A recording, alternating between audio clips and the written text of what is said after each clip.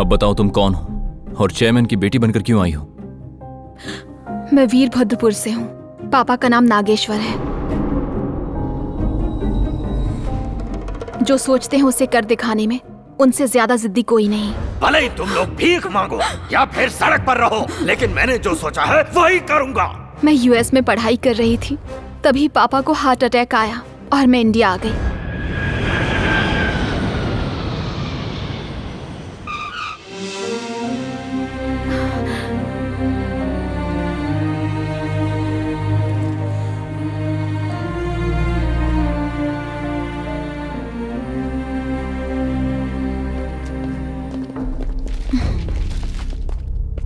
नमस्ते। बैठिए। बैठिए बैठिए।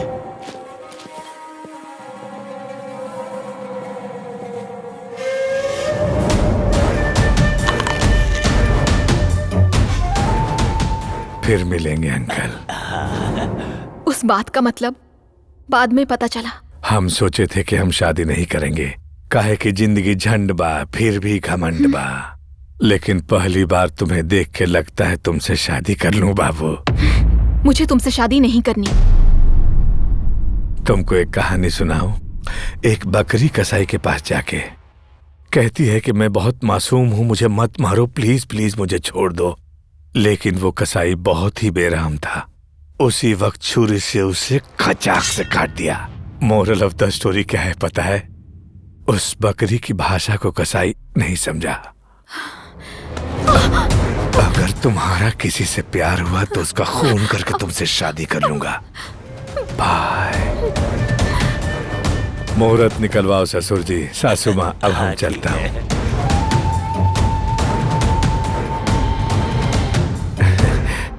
बाबू अब शादी पर ही मिलेंगे। कुछ भी हो जाए लेकिन उससे ही तेरी शादी होगी। क्यों पापा? उसके डर से इसकी शादी करवाओगे? डर से नहीं कर रहा हूँ, अपनी इच्छा से। इंदु, तुम इसी वक्त अमेरिका चली जाओ। वहाँ कहाँ रहोगी मत बताना। चुप, इधर दे। पापा रुकिए। चाहे कोई चाहे या ना चाहे, ये शादी होकर रहेगी। अगर और एक पल वहाँ पर रही तो कहीं उससे शादी न करवा दें, इसीलिए मुझे अपने घर से भागना पड़ा और मैं एमडी बनकर तुम लोगों के सामने हूँ। तुम एमडी बनकर आई वो तो ठीक है, पर ये तो बताओ कि असली चेयरमैन की बेटी कहाँ है? यहाँ है। स्मिता ही चेयरमैन जी की बेटी है। हम दोनों बेस्ट फ्रेंड्स हैं।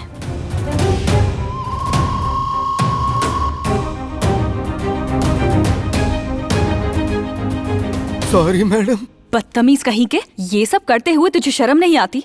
आंखों में गंदगी भरी है तेरे। अपनी नजरों को नीचे रखना। Really I like you madam. Sorry madam. छी, इसीलिए मैंने इंदु को एमडी बनाया और खुद पीए बन के यहाँ आई। जितना तुमने मेरी कंपनी से लिया था ना, वो सब वापस ले लिया।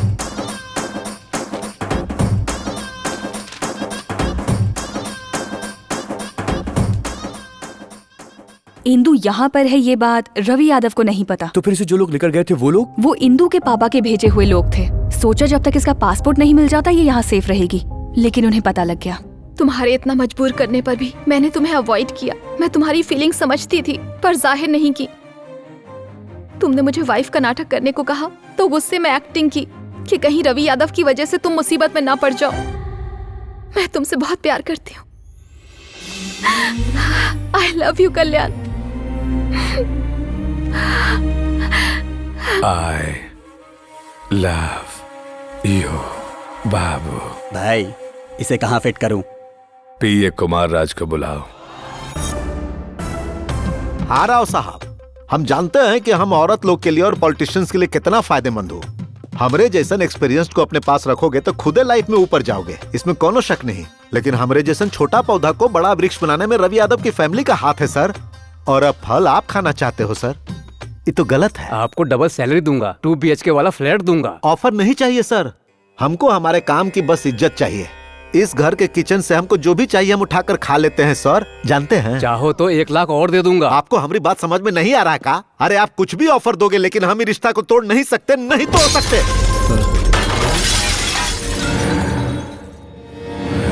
अरे बाप रे, इसे यहाँ किसने रख दिया? ससुर का नाती आंख से दिखता नहीं है का? गाली काहे दे रहे हैं? ये गलत है सर। अरे हमने आपके लिए बहुत बड़ा ऑफर ठुकरा दिया। अरे रुक जाइए, 3 वक्त के खाना के अलावा हमने 1 रुपया भी नहीं खाया है। हमारी लॉयल्टी को आप ये रॉयल्टी दे रहे हैं? हमारे बिना आप असेंबली में कदम भी नहीं रख सकते। डरा रहा है हमको। निकल बाहर। अरे बाप रे, हम इसी वक्त तुझे नौकरी से निकालता हूँ। आउट। अरे गुस्सा में कोनो फैसला मत लीजिए। हमरे जैसन भरोसा वाला पिया आपको नहीं मिलेगा। मैं हूँ sir, Jhinga Babu sir. BA mechanical, AMA electrical, MIA chemical, DPM, BPM, DMM, TGDCA टेलीफोकस ऑटोकैड। बस बस, आज से तू हमरा PA है। सैलरी 50,000। सर मैं कुछ और करने आया था, लेकिन मुझे आपकी सेवा का मौका मिल गया सर। काहे रे? पढ़ाई की थी या चढ़ाई की थी? कुछ भी समझ ले। अरे बाबा, टैरिफ बदला हो या नेटवर्क बदला हो, लेकिन 4 साल से आपका ही वॉलपेपर मेंटेन कर रहा हूँ। आज तक अपने लिए कुछ भी नहीं मांगा। भले ही हम भीख मांग कर खा लूं, लेकिन इससे वो लड़की नहीं मिलनी चाहिए। अरे कहाँ जा रहे हो? अब मुझे मेरा प्यार मिल गया है, तो तुम लोगों को अलविदा कहने आया। अच्छा तुम दोनों? यस। क्या बात है। yes.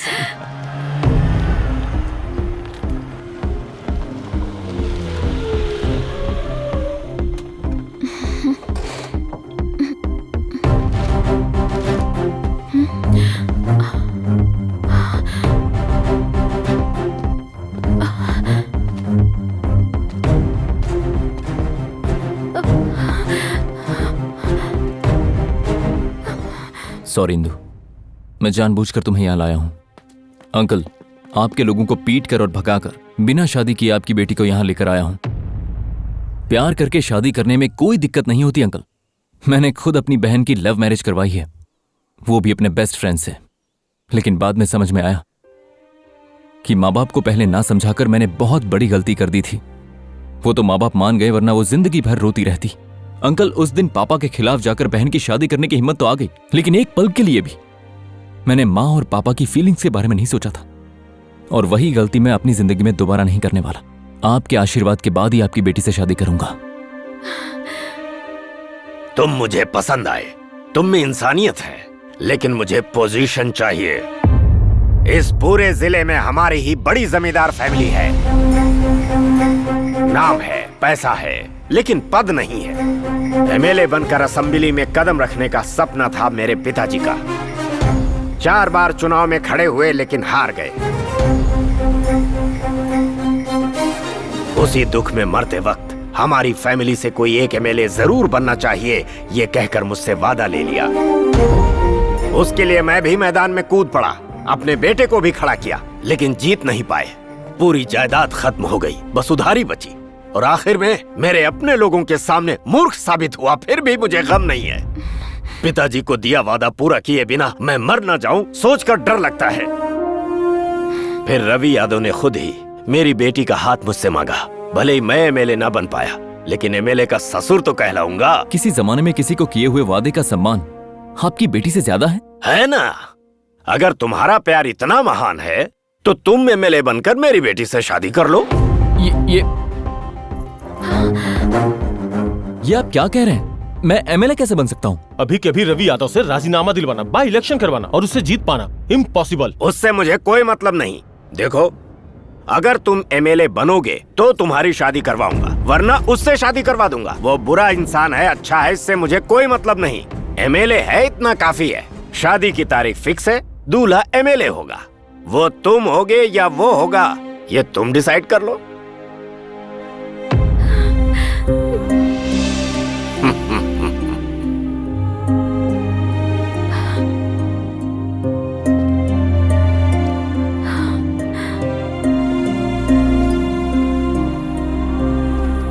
क्या हुआ बेटी, देख लिया तुम्हारे प्यार में कितनी ताकत है। रवि यादव का नाम सुनते ही कैसे वो तुम्हें छोड़कर चला गया। ये है पॉलिटिक्स का पावर।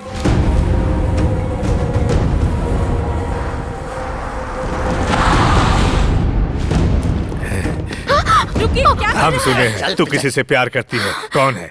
कौन है वो? बस अड्डा, रेलवे स्टेशन, चेक पोस्ट, हर जगह ढूंढवा रहा हूँ। थोड़े ही देर में उसे यहाँ पर लाकर उसके सामने ही तुझसे शादी करूंगा। ऐसे डरपोक आदमी से तुमने कैसे प्यार कर लिया? हाँ। आप उसे वहाँ कहाँ ढूंढ रहे हैं? वो तो आपके ही घर में आराम से आपका इंतजार कर रहा है सर।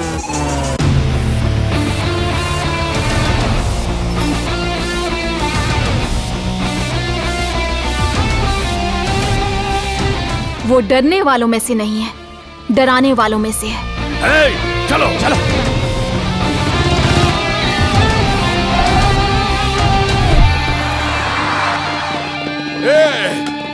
तेरी इतनी हिम्मत सीधे यहाँ चला आया? अरे अरे अरे, शांत हो जाओ। देखो, मैं यहाँ किसी को मारने नहीं बल्कि बात करने आया हूँ। शांति से बात करेंगे। थोड़ा गैप दे दो प्लीज प्लीज। हटो। भैया, तुम यहाँ पर? उस दिन तुम्हारी जगह मुझे एमएलए समझ बैठे थे, और एमएलए बनाना भी तो तुम्हारे हाथों में है। व्हाट अ कोइंसिडेंस है।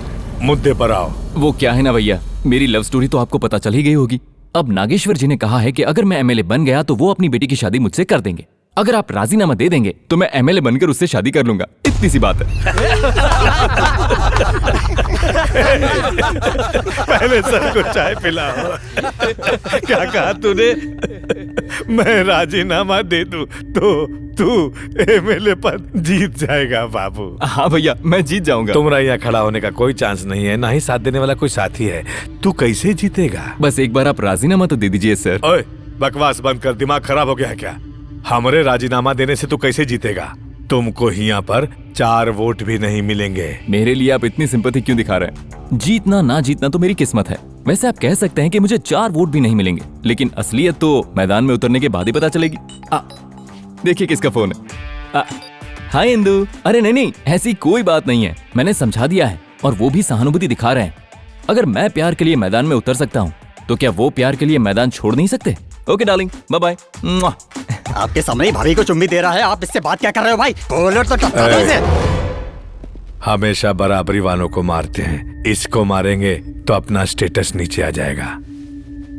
सुन, चुपचाप चला जा। राजीनामा दे दो, मैं चला जाऊंगा।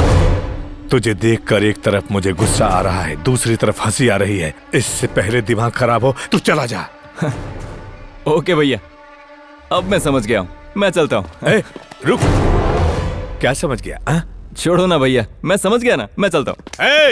क्या समझ गया? बोल। राजीनामा दोगे तो तुम हार जाओगे।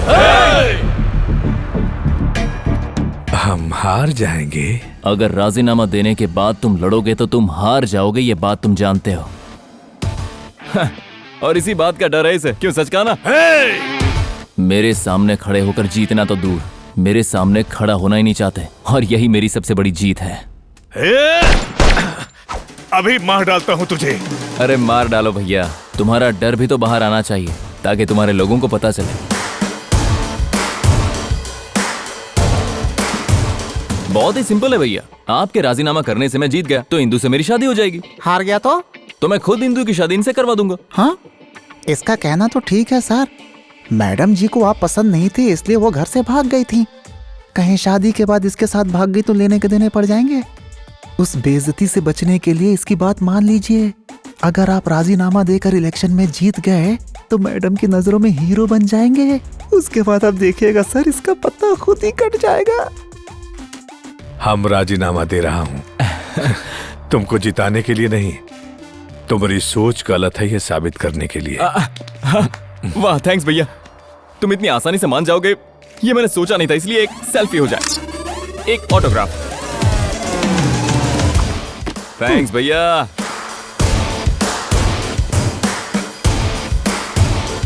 चाय आने से पहले ही राजीनामा करवा गया, मतलब ये तो ब्रेकिंग न्यूज है। आपने सुना ही होगा कि रवि यादव ने राजीनामा दे दिया। अब तो बस एक ही काम बाकी है, मेरा और इंदु की शादी का मुहूर्त निकलवाना। चलो इस बात को मानता हूँ कि तुमने उसे कन्विंस करके राजीनामा ले लिया, पर एमएलए बनने के लिए तुम्हें लाखों वोट चाहिए। कौन दिलवाएगा वोट? हम दिलवाऊंगा आपको वोट। सर, उसका राजीनामा सुनते ही हम अन्न दान किए, रक्त दान किए। आप कहोगे तो हम प्राण दान करने के लिए भी तैयार हूँ। उसने राजीनामा दिया, इसमें आप क्यों एक्साइटेड हो रहे हैं? हम राजकुमार हूँ, रवि यादव का एक्स पीए। मतलब आप बहुत हर्ट हैं। आइए ना सर, बताता हूँ। आप परेशान मत होइए सर, रहने के लिए अपना घर दे दूंगा, अपना शरीर को बेचकर आपको एमएलए बनाऊंगा। राज भाई, आज के जमाने में लोग इस तरह से पानी लेकर जा रहे हैं। सर, बारिश में नदी में पानी तो भरता है लेकिन घर में नहीं आता।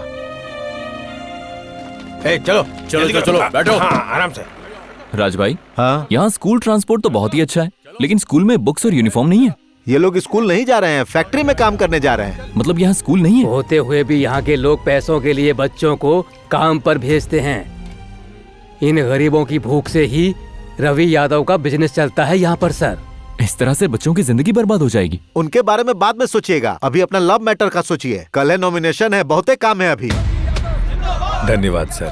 रवि यादव जिंदाबाद, रवि यादव जिंदाबाद, रवि यादव जिंदाबाद, रवि यादव जिंदाबाद। हम लेकर आपका असली लीडर, इकलौता आपका असली नेता।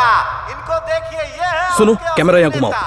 आप देख ही रहे होंगे, पहली बार विपक्ष में कोई भारी तरीके से नॉमिनेशन के लिए आ रहा है। ऐसे में उसकी स्टैमिना क्या होगी आप खुद ही देख लीजिए। कल्याण बाबू जिंदाबाद, कल्याण बाबू जिंदाबाद, कल्याण बाबू जिंदाबाद, कल्याण बाबू जिंदाबाद, कल्याण बाबू जिंदाबाद, कल्याण बाबू जिंदाबाद, कल्याण बाबू जिंदाबाद, कल्याण बाबू जिंदाबाद, कल्याण बाबू जिंदाबाद, कल्याण बाबू जिंदाबाद, कल्याण बाबू जिंदाबाद, कल्याण बाबू जिंदाबाद, कल्याण बाबू जिंदाबाद, कल्याण बाबू जिंदाबाद, कल्याण बाबू जिंदाबाद, कल्याण बाबू जिंदाबाद, कल्याण बाबू जिंदाबाद, कल्याण बाबू जिंदाबाद।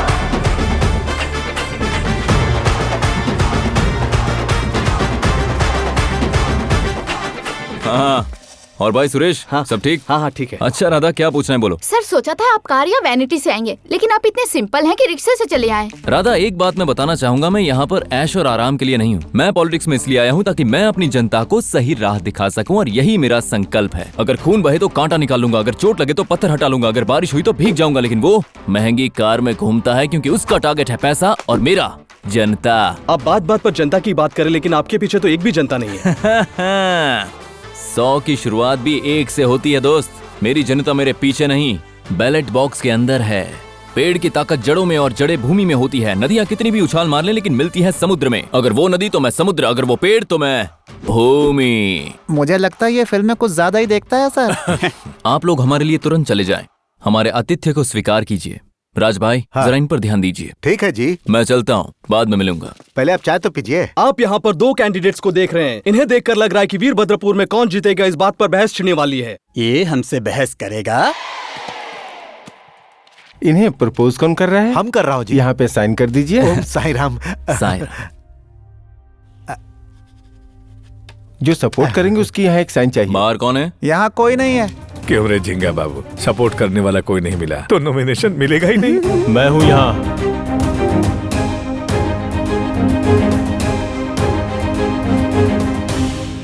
भैया 1 मिनट। मैंने कहा था ना तुमसे कि 100 की भीड़ की शुरुआत 1 से होती है। आज देख लिया ना। अगर एमएलए पद जीतना है तो सिर्फ फिल्मी डायलॉग नहीं, बहुत कुछ करना पड़ता है। पैसे लुटाने पड़ते हैं। तुमने पहले क्या कहा था?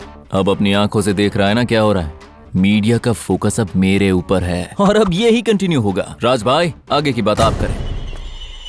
अब फिर से कमर बांध लीजिए, इनको एमएलए बनाकर ही दम लूंगा।